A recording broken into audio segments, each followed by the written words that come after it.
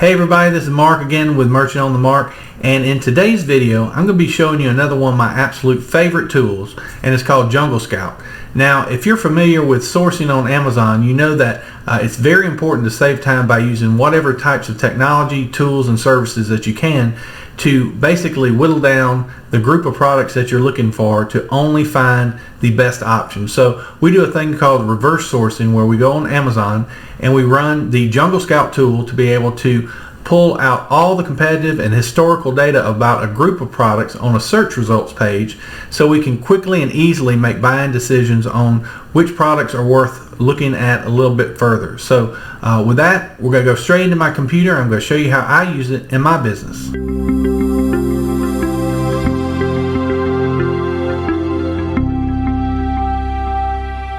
Show you one of my absolute favorite plugins, and that's Jungle Scout. So Jungle Scout basically allows you to do Amazon product research very efficiently. We use this for reverse sourcing primarily, and I like it a lot because it helps you to filter down to exactly what you're looking for. So for example, let's search for Nike men's shoes. Okay, so we have a lot of information, and these are not always, as you know, sorted by bestsellers. They may even be sorted by bestsellers, but not by total revenue. So what you want to do is you want to let the page load, and then after you have the Jungle Scout plugin, you just click this button right here, and what it does is it goes out and it pulls in all this data into basically a spreadsheet type format, and it will pull in, in this case 47 results, and then we can do more results as well. Now where this is really going to come in handy is when you're doing different products other than shoes as well. You can use this on any type of product that you're looking to resell, like toys or whatever it might be. Even if you're looking to do private label products where you develop your own version of a particular product, this is extremely helpful because it allows you to see the ones that have the most revenue or most sales, and you can kind of see the profitability of it as well.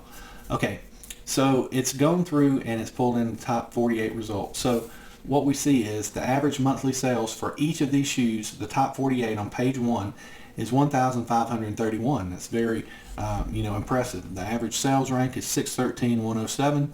You can see when we do some sorting in a second, you can see the variation among that. The average price is 198.16, which is really good. The average number of reviews is 2,012, which is a tremendous amount. And so these shoes are really selling extremely well. And then also it gives you an opportunity score, so it's high demand with high competition. So you can always sell these, but typically these are going to be listings where Amazon or the manufacturer is the seller. Nike at the current time that I know of doesn't sell on Amazon. However, Amazon does, 6 p.m. a lot of the other manufacturers as well.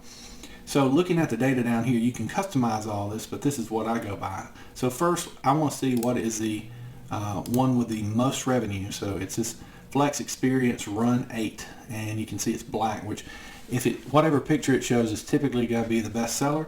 Not always the case, but sometimes, most times. Right here is the price, the buy box price, how many sales per month it's making, daily sales, about that many. The revenue, that is gross. The net, so it sells for $60.51. The net is $40.32. So that is after all the Amazon FBA fees have been taken out. So you would have to source it underneath that to be profitable. The number of reviews, the rating, the fee. So this plus this should equal the price, the rank, and then the seller type. So on these, for some reason, the seller type doesn't pull up, but typically it'll say Amazon. It will say Amazon FBM, which is fulfilled by merchant, where you or I have shoes at our office, and when they sell, we ship them directly to the customer. FBA is when we ship our inventory into Amazon, and they fulfill our inventory from their warehouse. So a lot of really good information. Now, the thing I like the most is the ability to filter results and download the CSV. So let's go and filter. I want to see everything where the lowest number of sellers is 3. So typically if it's only 1, they'll be Amazon or the manufacturer, and so you don't want that. You only want items where other third-party sellers are selling. So I want to say, typically I say 3, because you might have one seller that has a FBA listing and an FBM listing. So I say 3 to about 20, and then I want to say lowest net is 35, because I don't think that I can get these shoes much lower than that. Then I also want to see lowest revenue, let's just say $20,000 a month. And then you may want to play around with these as well. Typically I'll do FBA and FBM because I don't want to compete with Amazon. Just say apply changes, and you can see quickly it shows me this is the only one that fits that criteria. So it met the net return, it met the seller type, so there's not just Amazon as a seller, it's FBA or FBM, and it met the other criteria. So that's extremely important.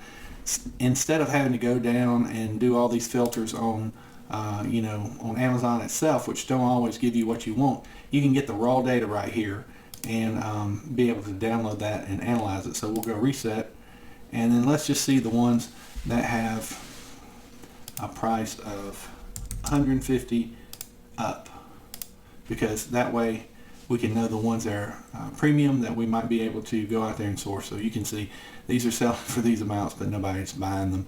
No revenue there. But basically you can see the power here. Let's do reset, apply changes, and then let's go back and we'll download the CSV. You can just click right there and it will download everything into a spreadsheet. Most of these other things I don't use as much. However, they're very helpful, especially when you look at if you're adding a new listing, deciding which keywords to include in your title and your search terms.